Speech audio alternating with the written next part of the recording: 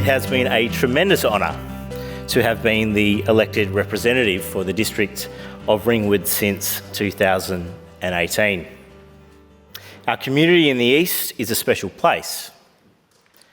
During the most difficult and trying of times, our community has demonstrated great strength, compassion, resilience and solidarity. One of the most remarkable things about being a Member of Parliament is the broad range of people you meet and problems they bring to you. Constituents experiencing the toughest life can throw at them, to those with the joy and expectation as new citizens on Australia Day. There is always a reminder of how lucky we are to have the opportunity to live in Australia. Those seeking immortality, power and glory in Parliament are on a fool's errand. Time washes away our names, leaving us as footnotes in unread histories. We will not join Shakespeare, Newton or Curie in echoing through human history. Yet our roles are profoundly important. The decisions made in this place affect millions of lives. I hope I have made a contribution befitting the trust of the good people of Preston. In the vestibule in this beautiful building, there is a quote laid out on the floor by the King James Bible, Proverbs 11:14, that says, "Where no counsel is the people fall, but in the multitude of counsellors there is safety." Reflecting on what it has meant for me to be a member of this majestic chamber, I realised that all I ever wanted to do was to improve the lives of those I swore an oath to represent and protect.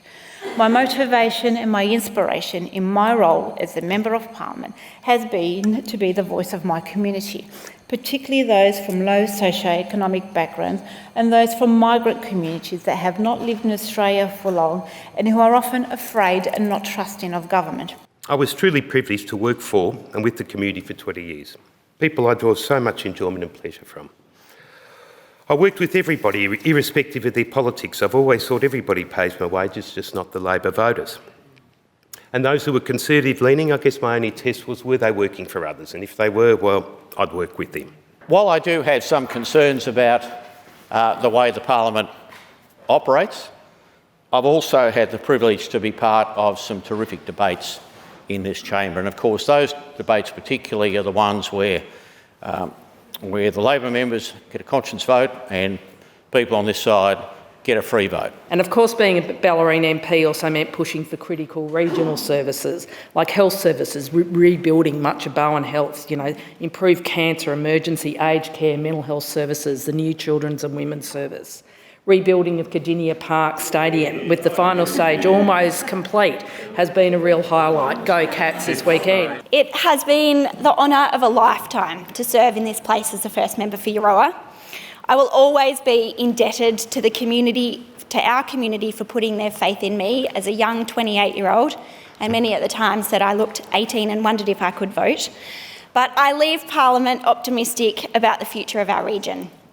I've always believed that our greatest strength is our people. If I've learnt anything over the course of the pandemic, it is that government-delivered health and care provision is more valued and effective than ever. The evidence is in and it is clear. Government-provided health and care has shown itself to be the critical social institution that has built trust and confidence at this time of crisis, and I welcome this focus. For the time of the shrinking state in health and care has passed.